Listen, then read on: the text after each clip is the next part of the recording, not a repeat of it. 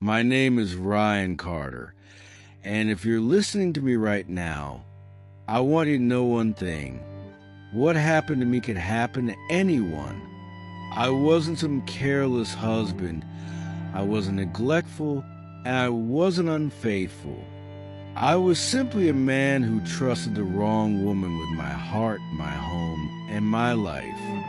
And she, my wife, Melissa, tore it all apart in the most unimaginable way. It all began 5 years ago when I thought I had finally found the woman of my dreams. Melissa was charming, elegant, and had this uncanny ability to make me feel like the most important man in any room. She had a smile that could disarm the most guarded heart. And for me, she became the center of my world. But what I didn't realize was that behind that smile, she carried secrets darker than I could ever imagine. For a long time, everything looked perfect from the outside. People admired us, the perfect couple. They used to say we traveled, hosted dinner parties, and built what I thought was a future filled with trust. But little did I know, behind my back, Melissa was building something else, something sinister, with someone I trusted even more than her. That someone was my best friend, Jason. Jason. And I had been inseparable since college. He was the kind of guy who always had your back, the one person I thought would never betray me. He was there when I proposed to Melissa. He stood beside me at the wedding, and he was godfather to our little boy, Caleb. I thought of him as a brother. But betrayal rarely comes from strangers. It always comes from people closest to you. And my story is no exception. I remember the day it all started to unravel. I had come home earlier than usual one Friday evening. Work had been light, and I wanted to surprise Melissa with her favorite wine and a quiet night together. Caleb was spending the night at his grandparents', and it felt like the perfect chance for just the two of us. But when I opened the front door, I immediately noticed something strange. Melissa's car was in the driveway. Jason's car was parked a block away. Something I didn't connect at the moment, but the house itself was too quiet. No TV, no music, no footsteps, just silence. I walked upstairs with the wine bottle in hand, excitement buzzing inside me. But when I pushed open our bedroom door, that excitement turned to pure ice in my veins. There they were, Melissa and Jason, entangled in the sheets of the bed that Melissa and I had shared for years. Time froze. The bottle slipped from my hands, crashing against the hardwood floor, shards flying everywhere, wine spreading like blood across the wood. And both of them, they just froze. Melissa gasped, pulling the sheets around herself, her face pale, eyes wide with panic. Jason stuttered, reaching for his clothes, trying to come up with some pathetic excuse. "Ryan, it's not what it looks like," he blurted out. "Not what it looks like." I had to laugh, a cold, bitter laugh that I never thought could come out of me. "Really, Jason? Because it looks exactly like what it looks like." Melissa started crying, trying to reach for me. "Ryan, please, just let me explain." "Explain? How do you explain shattering someone's soul? How do you explain destroying the one thing he thought was unbreakable? Trust?" That night was the end of something inside me, but it was also the beginning of something else. something darker, something sharper. Revenge doesn't rise suddenly. It festers, it grows, it consumes you slowly until the fire inside you demands justice. And that's exactly where my story turns. Because I decided that Melissa and Jason weren't just going to walk away after ripping my life apart. They were going to pay. Not with fists, not with screaming matches, but with something far worse. They were going to lose everything, just like I did. The moment I walked out of that bedroom, the man I used to be ceased to exist. Ryan Carter, the husband, the best friend, the family man, he died on that floor with a shattered wine bottle. What rose in his place was someone else. Someone who no longer cared about forgiveness or second chances or excuses. Melissa and Jason begged me for weeks to talk, to meet, to work things out. Melissa showed up at my office crying, calling me dozens of times a day, writing letters about how it was a mistake, and she didn't mean to hurt me. Jason, too, sent texts that made me sick to my stomach. Bro, I never wanted to hurt you. It just happened. It just happened. That was his excuse for sleeping with the woman I married, the mother of my child. I didn't respond. Not once. But silence doesn't mean weakness. Silence means strategy. And I had already started mine. You see, Melissa came into our marriage with nothing. She wasn't wealthy. She wasn't independent. Everything she enjoyed, our house, our lifestyle, even security of her own family, came from me. Her parents adored me more than they adored their own daughter. My business was the backbone of our financial stability, and Melissa knew absolutely nothing about how it all worked. Jason, on the other hand, was a man who lived in my shadow. He never admitted it, but I knew. He borrowed money from me often, joined ventures with me where I was a bigger contributor, and even relied on my connections to get business deals. Without me, Jason was nothing more than a charming face with debts. And now, they had crossed me. They had underestimated me. I didn't yell. I didn't fight. I planned. Slowly, carefully, meticulously. The first step was to quietly move our finances. Melissa didn't know that half of our properties and bank accounts were under my sole name. She didn't know that the house she claimed as ours was purchased outright by me years before we even got married. And she definitely didn't know that while she thought she had control over certain joint accounts, I had been shifting funds into private holdings for months leading up to the betrayal. Why? Because somewhere deep inside, I had always feared her capable of betrayal. I just never thought it would be with Jason.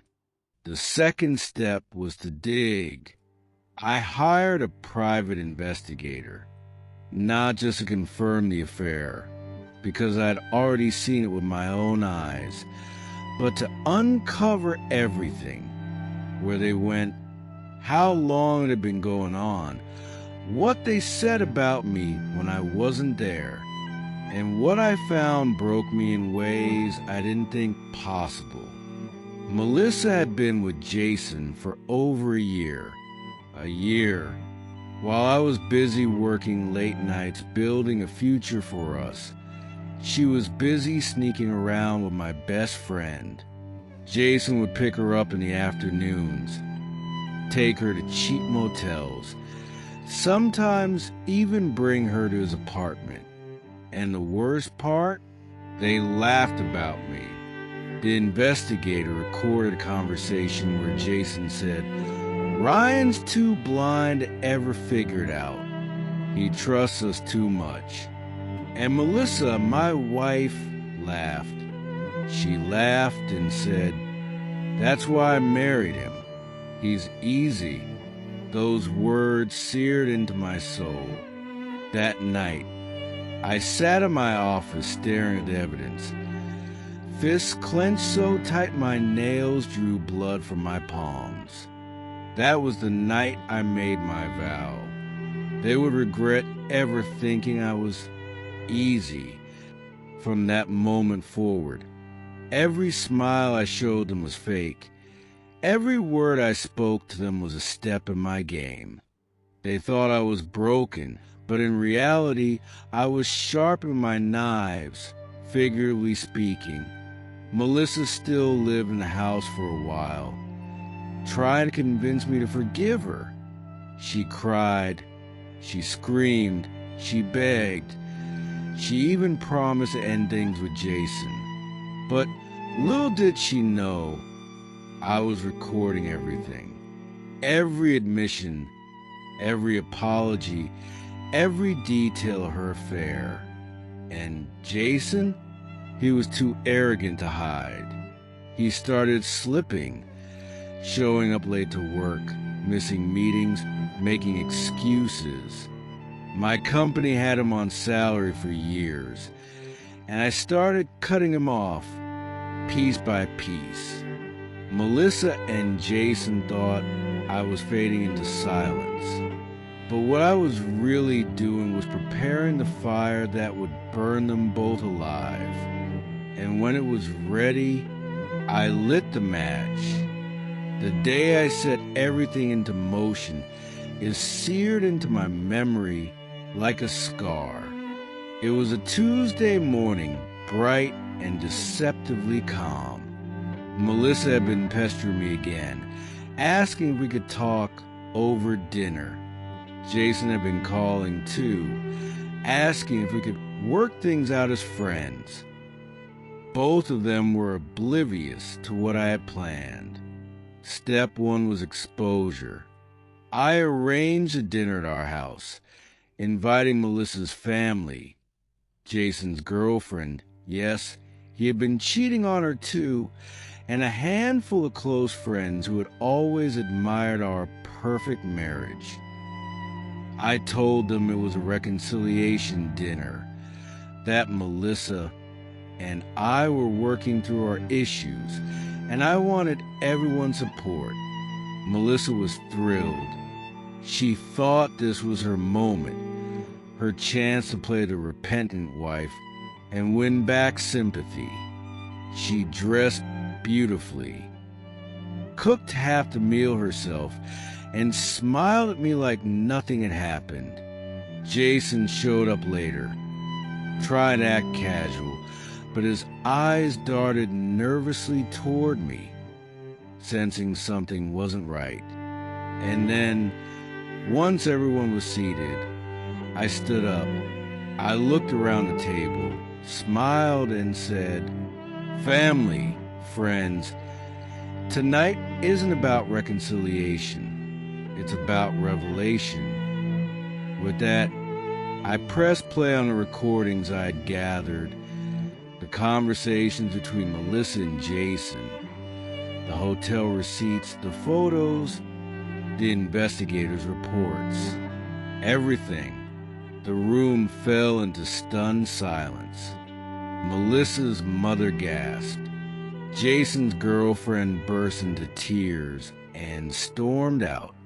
My friend stared at Melissa and Jason in shock and disgust. Melissa froze, tears spilling down her cheeks as the evidence played out. Jason tried to speak, but the weight of proof crushed him silent. I looked at them both and said, "You laughed at me?